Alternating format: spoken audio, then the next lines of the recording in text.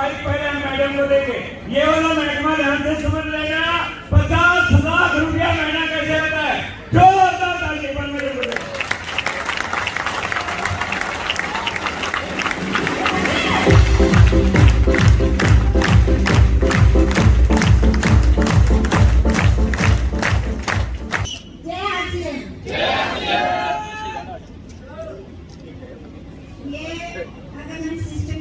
तो बिल्कुल सीधा सरल सिंपल बिजनेस है सिस्टम, और ये सिंपल लोगों का ही बिजनेस है, क्योंकि इसमें जो भी चालाक व्यक्ति आता है वो इसमें सक्सेस नहीं होता।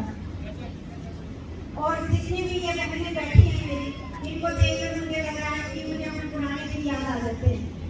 और कई बहनें तो अपने छोटे छोटे हैं, जब ये बिजनेस स्टार्ट हुआ था तब भी मैं भी ऐसे ही आप लोगों की तरह जाती थी मीटिंग्स, और इस सिस्टम को कंटिन्यू कंसिस्टेंसी के साथ लगातार आप मन से करते रहिए, एक दिन आप भी हमारी तरह भी बन सकते हैं। और इसमें ज़्यादा कुछ भी नहीं करना, सिर्फ अपनी एक दुकान बदलनी है, और दुकान भी वो बदलनी है कि इस सिस्टम में ऐसे ऐसे प्रोडक्ट हमारे बीच ला दिए हैं कि अगर किसी भी बहन का या भाई का कोई भी सपना अगर छूट गया हो तो सिर्फ ये एक सिस्टम है जिससे आप लोग अपना वो सपना पूरा कर सकते हैं। मन लगाकर इसको लगातार करते रहिएगा, और सिर्फ अपनी दुकान बदलनी है। ये हल्दी मिर्ची का बिजनेस मत समझिए, ये वो बिजनेस है जिससे हम सब लोगों के सपने पूरे हो सकते हैं। और ये आज मैं ऐसा इसलिए बोल पा रही हूँ क्योंकि इस सिस्टम ने ही ये हल्दी नमक मिर्च से आज हम लोगों को वो दिया है जो हम कभी सपने में भी नहीं सोच सकते थे।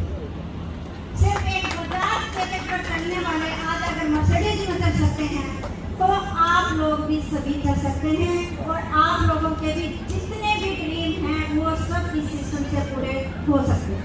ये मैं अपने अनुभव से बता रही हूँ।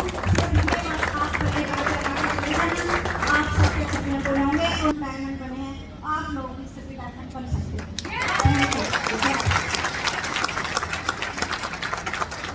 Thank you so much. कोई चालाक आदमी तो नहीं आ गया और क्योंकि मैडम अभी कह के गई है, और इसकी एक पहचान है सीधी सादी। जो ताली बजाने में कंजूसी करे, दिमाग लगाए कि वो चालाक हमें कहे क्या फायदा, और जो सब बजा रहे हैं वो भी बजाने लग जाए कि मतलब साधारण आदमी है, शुद्ध है ना, तो इसी बात में तो एक बार आप बता दें आप चालाक हैं या सीधे हैं।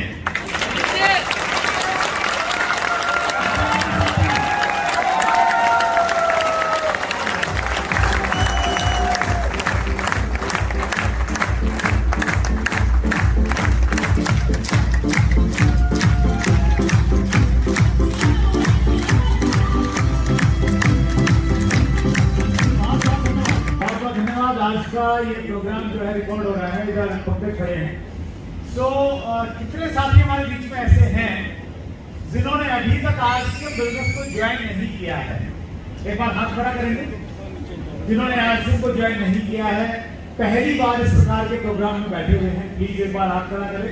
और आप अपनी जगह पे एक बार अगर खड़े हो जाएंगे तो हम आपका स्वागत करना चाहते हैं, क्योंकि आप हमारे मेहमान हैं, पहली बार आरसी परिवार में आए हैं। तो बहुत जोरदार तालियों के साथ स्वागत करते हैं।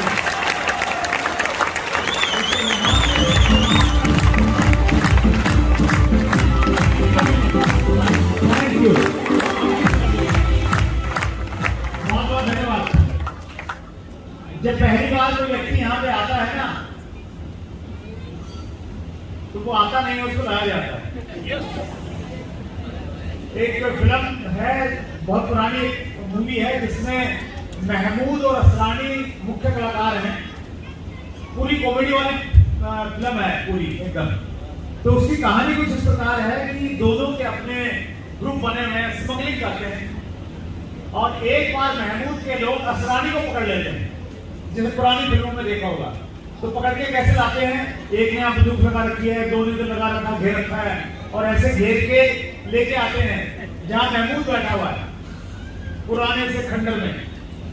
और जब वो देखता है असरानी सामने से लाया जा रहा है उसको, तो जोर का ठहाका लगाता है और कहता है, पधारिए पधारिए पधारिए। असरानी के यहाँ बंदूक लगी हुई है, बोला पधारा नहीं हूं, पधरवाया गया।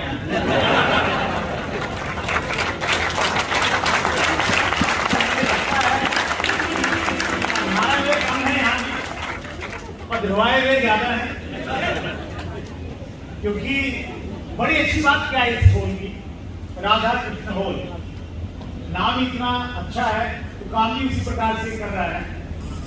हमारे यहाँ पे जो सबसे बड़े जीवन है रामकृष्ण जी हैं, और उन्होंने अपनी बात में ये कहा कि एक दिन वो भी इस हॉल में आए थे, आपकी तरह बैठे थे, एक बड़ा जज्बा लेके गए, इस हॉल की वाइब्रेशन में काम किया, और आज वाटसन वेलनेस के फाउंडर स्टार रूबी के लेवल पे पहुंच गए। तो कहीं ना कहीं आपकी कहानी का भी एक ऐसा हिस्सा बन सकता है। बस सच ये है कि आप अगला कुछ समय लगभग 7 मिनट आप जागरूक होकर यहाँ पे बैठे। अंग्रेजी में इसको कहते हैं अवेयरनेस। अवेयरनेस का मतलब ये हुआ कि दिल दिमाग सब कुछ यहाँ पे। अवेयरनेस से अगर हम साथ में कोई भी काम करते हैं ना, तो उसकी अच्छी बात ये होती है कि अच्छे काम करने लग जाते हैं, बुरे काम को छोड़ देते हैं। कुछ लोग अगर धूम्रपान करते हैं, स्मोकिंग करते हैं, तो आप अवेयरनेस के साथ में स्मोकिंग कीजिए कभी। किसके साथ में? अवेयरनेस के साथ में कैसे मैं तरीका बताता हूं। आपने बीड़ी या सिगरेट सुलगाई और ऐसे कस लिया, जो आप उसको कस लेकर ना ऐसे खींचते हैं, ऐसे खींचते हैं। हम भी कॉलेज में थे कभी, तो जब आप कस लेते हैं तो आप ये महसूस कीजिए अवेयरनेस कि जो ये कस आप ले रहे हैं, तो ये जो अंदर जा रहा है ना धुआं, वो आपके फेफड़ों को नुकसान कर रहा है। हेलो, करेगा ना? ये तो मेडिकल साइंस बताती है। तो आपने अवेयरनेस के साथ में पीनी है कि ये जो पी रहा हूं ना, तो ये मेरे फेफड़ों को नुकसान कर रही है, इससे मेरे को कम उम्र में बूढ़ा हो जाऊंगा मैं, और सांस चढ़ने लग जाएगा, और 80 साल जीना था तो 60-65 में ही काम चल जाएगा मेरा। तो ऐसी अवेयरनेस के साथ में अगर आप पिएंगे तो मुझे लग रहा है एक पैकेट आप पी नहीं पाएंगे, राइट? अच्छे काम भी करें, वो भी अवेयरनेस के साथ में काम करें, तो वो और अच्छे तरीके से आप कर सकते हैं। तो आप अवेयरनेस के साथ में बैठे। अवेयरनेस का मतलब ये है कि जो यहाँ से बोला जा रहा है उसको सुनिए ध्यान से, और सुन के उसको महसूस कीजिए। कुछ आपके पास में लिखने वाली बात आपको लगे तो आप उसको लिख सकते हैं। तो ये 60 मिनट बहुत बड़ा रोल आपकी जिंदगी में पड़ेगा। बहुत सारे लोग चूंकि पहली बार हैं, थोड़ा सा अपना बैकग्राउंड दे दूंगा, नहीं तो यहाँ पे मेरी तारीफों के इतने पुल बांध दिए हैं स्पीकर्स ने, कुछ लोगों को ये भ्रम हो जाएगा कि ये मंगल ग्रह से आवाज बैठी है, इधर का तो दिखता नहीं है। मैं बताऊं बिल्कुल, अभी तो मैं बिल्कुल गुड़गांव का हो गया हूं आपको, तो गुड़गांव से हूं मैं, ये कह सकता हूं, पहले जीत से हूं ये कहता था। और बदेव जी ने बताया आपको गुड़गांव जो है वो गुड़गांव की खासियत क्या है, आपको प्राउड होना चाहिए आप गुड़गांव और आसपास में अगर रहते हैं तो। मेरा नाम सुरेंद्र वत्स है, एक मिडिल क्लास फैमिली की मेरी बैकग्राउंड है। मेरे पिताजी सरकारी स्कूल में अध्यापक थे, माता जी गृहिणी थी, परिवार में हम 2 भाई और 3 बहनें हैं। एक मिडिल क्लास फैमिली में जिस प्रकार से पालन पोषण होता है बच्चों का, वैसे ही हम लोगों का हुआ। मैंने 1996 में दिल्ली यूनिवर्सिटी से पोस्ट ग्रेजुएशन किया, एमए किया संस्कृत में, और उसके बाद एक प्राइवेट स्कूल में मैंने एज ए टीचर कैरियर शुरू किया, जहां पे मेरी 1 महीने की तनख्वाह मात्र 500 रुपए आई। 1 साल नौकरी करने के बाद में एक बात मेरी समझ में आ गई कि अगर मैंने अपने सपनों को पूरे करना है तो नौकरी से मेरे सपने पूरे नहीं हो सकते, मुझे बिजनेस करना पड़ेगा। नौकरी करने वाले कितने लोग हैं हमारे बीच में? बहुत बढ़िया। हमारे एक साथी हैं ज्ञानचंद गर्ग जी, वो पंजाब नेशनल बैंक में जॉब करते थे। आज से बिजनेस में आने के बाद उन्होंने नौकरी को रिजाइन कर दिया और वो कहते हैं कि नौकरी ये कहती है कि मेरी तय है, तरक्की करने नहीं दूंगी। और वो बहुत सारी बातें कहते हैं। कहते हैं कि मुझे ऐसा लगता था जब मैं नौकरी करता था कि मैं हूं तो रेस का घोड़ा, लेकिन मुझे तांगे में जोड़ दिया है तो मैं कुछ कर नहीं पाता। और आरसीएम एक ऐसा प्लेटफॉर्म है, यहाँ पे आप जितना मर्जी आप दौड़ लगा सकते हैं, जितने मर्जी आप ड्रीम्स को पूरा कर सकते हैं। सो नौकरी की थोड़ी सी समस्या यही है कि यहाँ पे आपके साथ में लिमिटेशन है। नौकरी में भी है और व्यापार में भी। यहाँ पे छोटा मोटा व्यापार कीजिए, आपकी लिमिटेशन है, आपके काम के घंटों की लिमिटेशन है, आपकी इनकम की लिमिटेशन ऑटोमेटिकली हो जाती है। सो बिजनेस मैप करना चाहता था, बिजनेस की कोई बैकग्राउंड नहीं थी, क्या किया जाए? मैंने निर्णय लिया कि मैं गांव से शहर जाऊंगा, 40 किलोमीटर दूर जींद शहर में गया। मेरे मामा जी के पास में वो एक ठेकेदार थे, तो उनके साथ में कुछ दिनों तक काम किया और वहीं पे मैंने केबल टीवी का बिजनेस शुरू किया। केबल ऑपरेटर के रूप में मैंने काम शुरू किया। ये बात है 1996 के लगभग, 1996। उस समय कितनी सारी चीजें बदल गई हम लोग देखते हैं। तो हम एक छतरी लगाते थे जिसको डिसेंट्रीना बोलते थे, 4 फुट बाय 4 फुट का साइज होता था और वीसीआर आता था उन दिनों। वीसीआर पर एक फिल्म दिखाते थे और रामकिशन जी 150 रुपए मिलते थे 1996 में। आज भी केबल वालों को बेचारों को 150 मिलते हैं शायद। महंगाई कहाँ बढ़ गई। और बिल्कुल इतना बढ़िया प्रॉफिट वाला काम था, खूब पैसे पैसा था। 4-5 चैनल दिखाते थे, कोई ज्यादा पे चैनल नहीं होता था। किसी के घर नया कनेक्शन करते 450 रुपए लेते थे 3 महीने का एडवांस, बढ़िया काम चलता था। लेकिन प्रॉब्लम क्या थी? प्रॉब्लम ये थी कि पैसा तो आ रहा है, जब कलेक्शन करने जाता था ना नोट की जेब भर जाती थी, लेकिन गली में से निकलते हुए लोग पीछे से आवाज लगाते थे तो वो मेरा नाम लेके नहीं बुलाते थे, वो कहते थे केबल वाले सुनना, केबल वाले। अच्छा, हेलो, नहीं लगता होगा। और मैं एक चीज आपसे कहना चाहता हूं, ये मेरा दर्द है और बहुत सारे लोगों का दर्द होगा। हम ऑटो वाला, रिक्शा वाला, सब्जी वाला ये कहते हैं, अक्सर बुलाते हैं, मतलब कोई ज्यादा ध्यान नहीं देते हैं। लेकिन थोड़ा सा अगर आप अंतर पैदा करें, उनका नाम पूछें और उनको नाम से बुलाएंगे तो आपको एक अलग तरह की रिस्पेक्ट मिलेगी और एक अलग तरह की भावना उनकी तरफ से आएगी।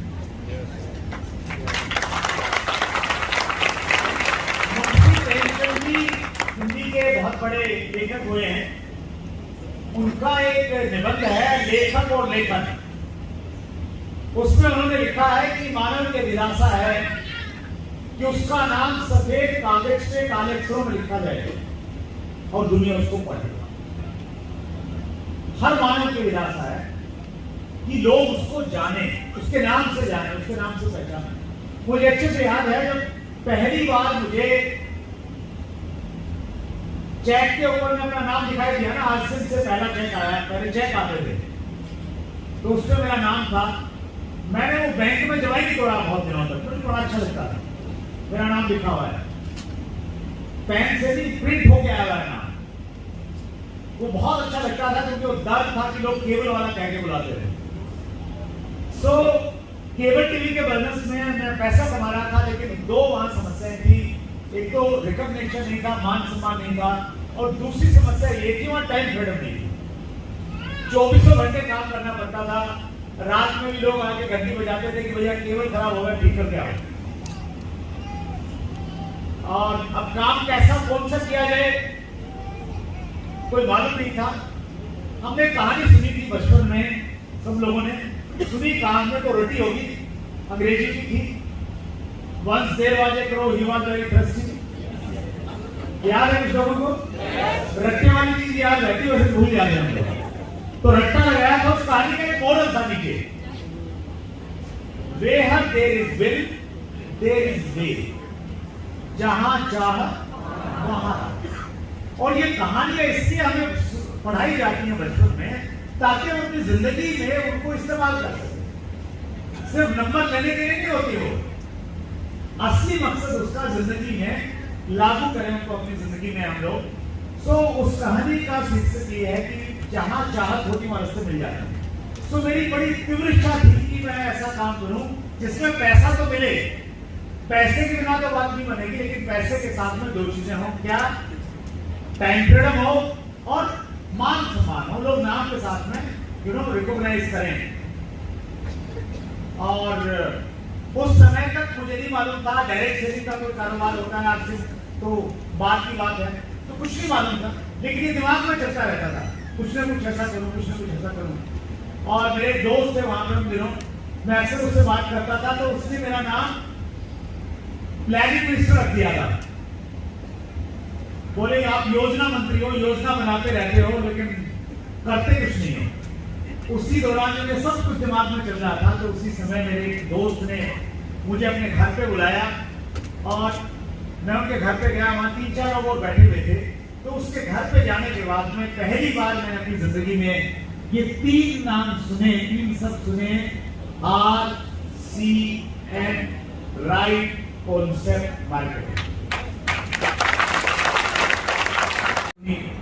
और बहुत संक्षेप में बातचीत करूं तो मुझे पैसा बहुत कम आ रहा था शुरुआत में, आपको भी कम आ रहा होगा, लेकिन मुझे मजा बहुत आने लग गया था। कितने लोग हैं जिनको आरसीएम करते हुए मजा आ रहा है? मजा आ रहा है?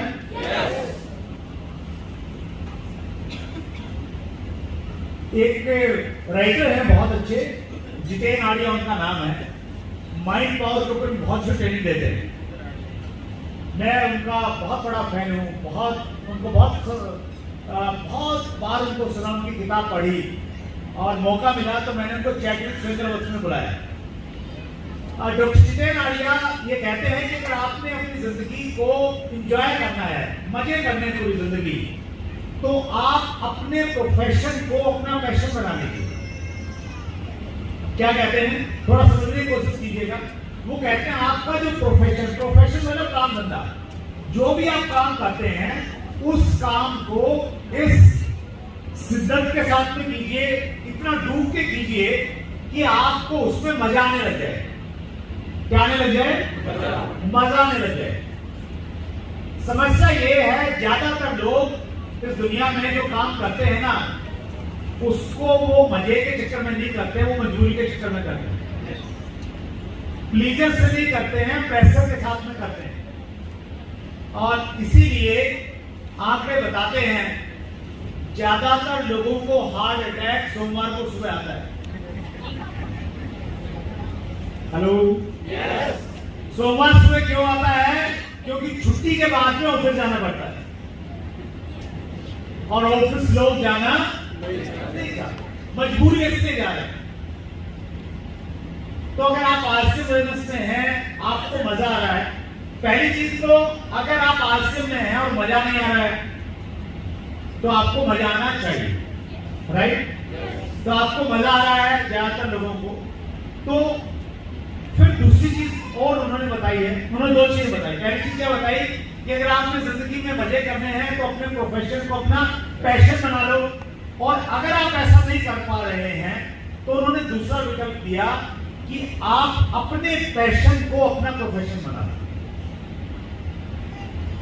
बारीकी से समझने की कोशिश कीजिएगा। उन्होंने कहा कि आपका जो पैशन है, पैशन मतलब जिस काम में आपको मजा आता है, अच्छा लगता है करने में, उस काम को इस तरीके से कीजिए कि काम करने से पैसा भी आने लगे। एग्जाम्पल हम अगर समझें तो बहुत सारे लोग क्रिकेट खेलते हैं, क्रिकेट के मैच देखते हैं, तो ऐसा करने से पैसा आता है क्या? नहीं आता। लेकिन विराट कोहली सुना बहुत पैसे बना रहा है आजकल। विराट कोहली पैसे इसलिए बना रहा है क्योंकि उसने क्रिकेट को, अपने शौक को, अपने पैशन को अपने प्रोफेशन में कन्वर्ट कर दिया। तो आरसीएम के डायरेक्ट सेलर्स के लिए यहां 2 संदेश हैं। पहला संदेश उनके लिए जिन्होंने आरसीएम को प्रोफेशन माना है और उनको मजा नहीं आ रहा है, तो उनको इसमें मजा ना चाहिए। हर काम में मजा, आरसीएम की मीटिंग में आने में मजा, ताली बजाने में मजा, लोगों से मिलने में मजा, लोगों की नाम में मजा, डायमंड क्लब करने में मजा, काउंसलिंग करने में मजा, हर चीज जो इस बिजनेस से जुड़ी है उसमें मजा आना चाहिए, राइट? जिनको मजा आ रहा है तो आपने मजे के साथ साथ में इस बिजनेस को प्रोफेशनल ढंग से करना है। बहुत इंपॉर्टेंट बात। अगर सिर्फ मजा मजा ही लेते रहे ना, फिर भी बात नहीं बनने वाली, क्योंकि पैशन के साथ प्रोफेशन जुड़ना जरूरी है। तो हमें क्या करना है, हमें प्रोफेशनल की तरह काम करना है। किसकी तरह करना है सर? प्रोफेशनल की तरह। प्रोफेशनल जैसे प्रोफेशनल को हिंदी में बोलते हैं पेशेवर। उनका अपना एक पेशा है, उस पेशे के कुछ नियम है, कुछ कायदे कानून है, वो 100% उनका पालन करते हैं। जैसे अगर किसी ने प्रोफेशनल क्रिकेटर बनना है तो क्या करेगा? वो क्रिकेट की कोचिंग लेगा, यस और नो? कोचिंग लेगा, वहां के जो भी नियम कायदे कानून है उनका पालन करेगा। किसी ने प्रोफेशनल लॉयर बनना है, वकील बनना है, तो क्या करेगा? अच्छी यूनिवर्सिटी से डिग्री लेगा, फिर प्रैक्टिस करेगा। प्रोफेशनल डॉक्टर बनना है तो वही काम वहां पे भी करना पड़ेगा, यस और नो? तो ठीक उसी प्रकार से हमें आज से बिजनेस में आना बहुत आसान है। फ्री की ज्वाइनिंग है, आप ज्वाइन कर सकते हैं, लेकिन आपने प्रोफेशनल तरीके से इसको सीखना पड़ेगा, सीरियसली सीखना पड़ेगा। कुछ वैसे जैसे डॉक्टर सीखता है, कुछ नोट्स बनाता है, कुछ किताबें पढ़ता है, फिर उनको इम्प्लीमेंट करता है, तो उसी प्रकार से अगर आप करेंगे, पैशन के साथ में प्रोफेशन अगर जुड़ जाएगा, तो फिर डायमंड बनने से आपको कोई नहीं रोक।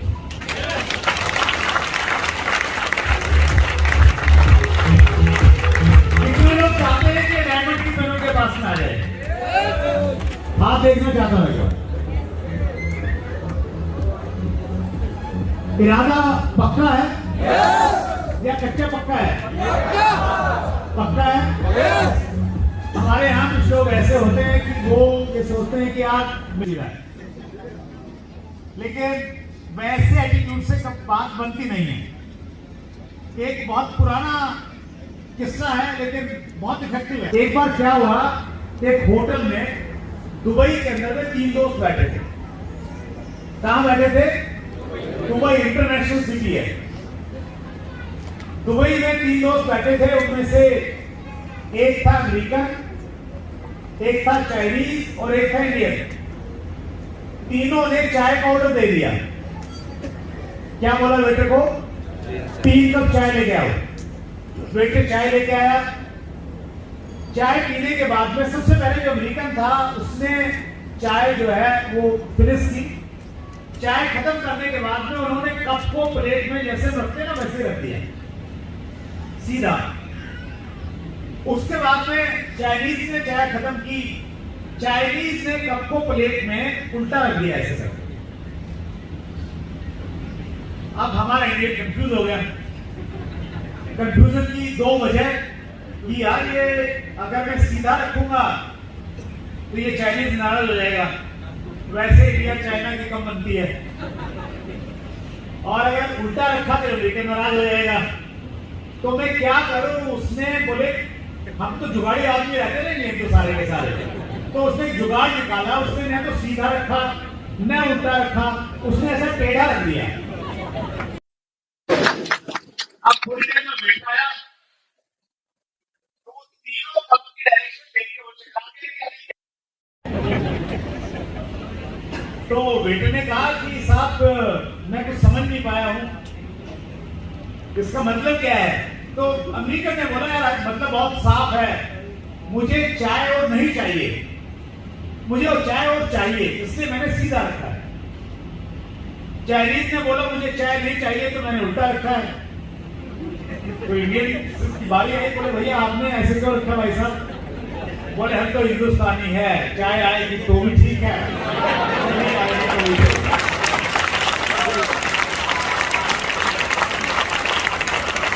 तो ये बात चाय तक तो ठीक है, लेकिन हम आरसीएम में डायमंड तक इसको लेके जाएंगे तो फिर बात नहीं बनेगी।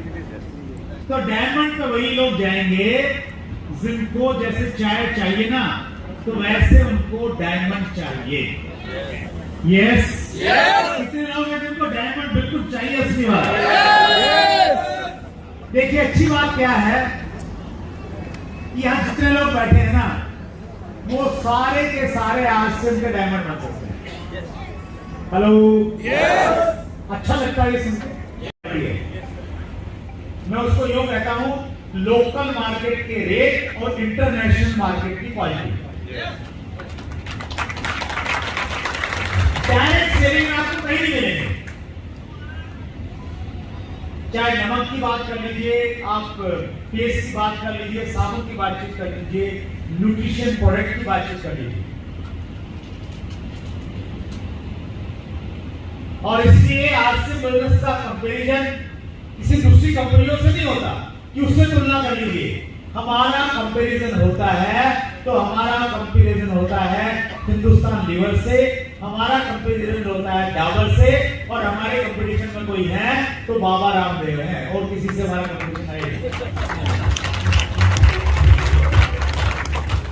राइट।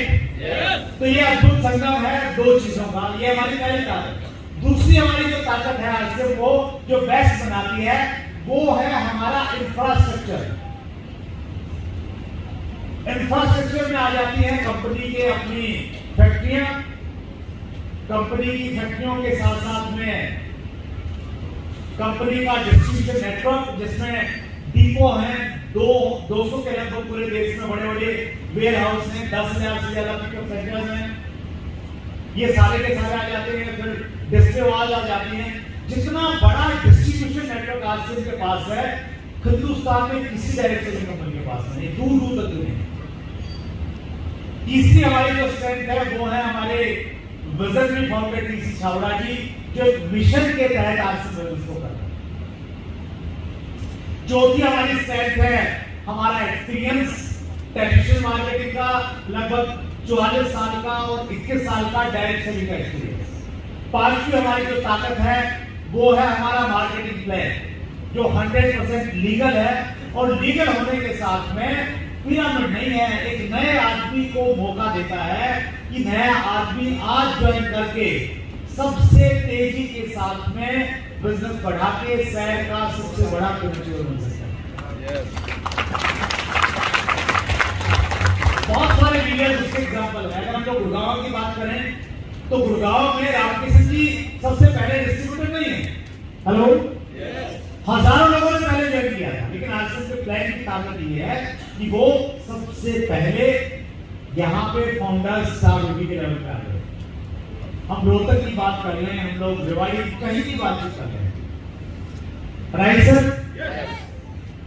छठी जो ताकत है हमारी लास्ट, वो है हमारा यूनिक एजुकेशन सिस्टम।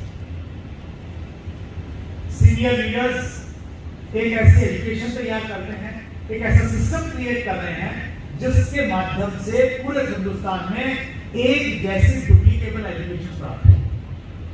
और हमारा यूट्यूब चैनल है यूनिक एजुकेशन सिस्टम, रामकेश्वर जी बहुत अच्छे से उसको बता रहे थे, उससे आप जाइएगा, उसकी वीडियो देखिएगा, जब भी नोट्स बनाइएगा, आपको अल्टीमेट एजुकेशन मिल जाएगी। तो ये जो 6 चीजें मैंने बताई है ना सर, ये 6 चीजें चीख चीख के और चिल्ला चिल्ला के ये कहती हैं, नॉर्थ और साउथ, ईस्ट और वेस्ट, आरसीएम इज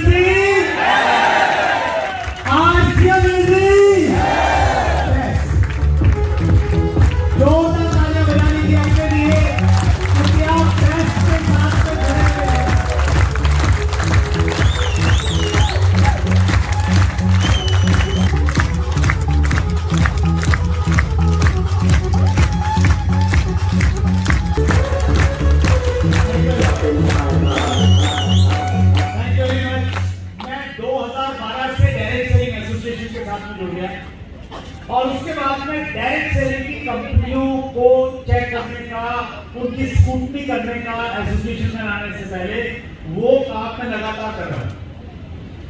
और जब 2012 से पहले भी मैं सीरियस था, लेकिन 2012 के बाद मेरा विजन, मेरा हौसला तेज इससे बढ़ गया, क्योंकि जाने जाने जब भी कोई प्लान आता है उस सिस्टम में, तो उसको मैं कंपेयर करता हूं। मैं कंपेयर करता हूं कि आरसीएम से बढ़िया प्रोडक्ट किसी के पास नहीं है, मैनेजमेंट किसी के पास नहीं है, इंफ्रास्ट्रक्चर किसी के पास नहीं है, प्लान किसी के पास नहीं है, तो मैं और ज्यादा प्रेरित होता हूं कि और ज्यादा काम करना है, और ज्यादा मेहनत करनी, और ज्यादा लोगों की सहायता करनी है। तो आप ज्यादा चेकिंग मत कीजिएगा। आप बहुत सही बात बताई, बहुत अल्टीमेट मैसेज दिया हमारे फाउंडर रूबी सुनील जी ने कि आप बस यहाँ ब्रेकर लगा लीजिए।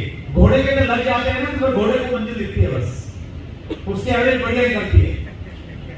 तो आपकी भी एवरेज बढ़िया तभी निकलेगी जब आप फोकस होकर काम कर रहे हैं, राइट। और मैं इसको इस रूप में भी मानता हूं कि आज से बिजनेस में आना हमारी बुद्धिमत्ता की वजह से नहीं है कि हम बहुत ज्यादा इंटेलिजेंट थे इसलिए हमने देख के आज से बिजनेस ज्वाइन किया। हो सकता है एक आध व्यक्ति ऐसा हो, लेकिन मैं तो उस कैटेगरी में नहीं मानता अपने आप को। और मेरी बात सुनेंगे के साथ आप भी नहीं मानेंगे उस कैटेगरी में, क्योंकि दुर्भाग्य ये है कि हमारे देश में आज भी रूलिंग आने के बावजूद भी ज्यादातर कंपनियां गलत तरीके से काम कर रही हैं। ज्यादा गलत है, सही बहुत कम है। इसको हम यूं समझे कि जब खेत में ज्यादा घास फूस हो, मतलब 90% घास फूस है और फसल जो है वो मुश्किल से 10% है, तो एक आम आदमी जिसको मालूम नहीं है घास फूस क्या होती है, फसल क्या होती है, चांदनी चौक के लाला जी जिसने खेत नहीं देखा कभी, उसको आप खड़ा कर दोगे तो उसको समझ नहीं आएगा। यस और नो? तो हम भी वैसे ही चांदनी चौक के लाला जी हैं, हमें नहीं मालूम पहली बार में कौन सी सही है कौन सी गलत है, वो तो बाद में मालूम चलता है कि तो सही थी है गलत थी। हेलो, जब लोग कपड़े काटते हैं ना तब मालूम चलता है गलत फंस गए। तो हम अगर सही कंपनी में पहली बार में आ गए या दूसरी तीसरी बार में आ गए हैं, तो ये ऊपर वाले की कृपा है कि उसने हमें सही जगह पे ला दिया। हिंदुस्तान में करोड़ों लोग हैं जो एक ईमानदार कंपनी और ईमानदार लीडर से दूर रहे। हेलो, बहुत गंभीरता के साथ ये बात कर रहे हैं, पूरे जिम्मेवारी के साथ। कोई आदमी गलत जगह फंसना नहीं चाहता, लेकिन कुछ अट्रैक्शन, कुछ लालच, कुछ हवाबाजी उसको फंसा देती है। लेकिन वो अच्छी जगह जाना चाहते हैं, ईमानदारी से काम करना चाहते हैं, और आपके पास में वो ईमानदार कंपनी, वो आपके पास में हिंदुस्तान की सबसे मजबूत और सबसे लॉयल लीडरशिप है आपके पास।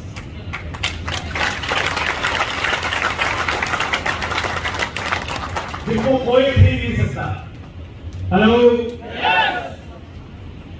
कोई मुद्रा ऐसी नहीं बनी जो आरसीएम के लीडर को खरीद ले। तो वो लीडरशिप है, वो लॉयल्टी आरसीएम बिजनेस के पास में है।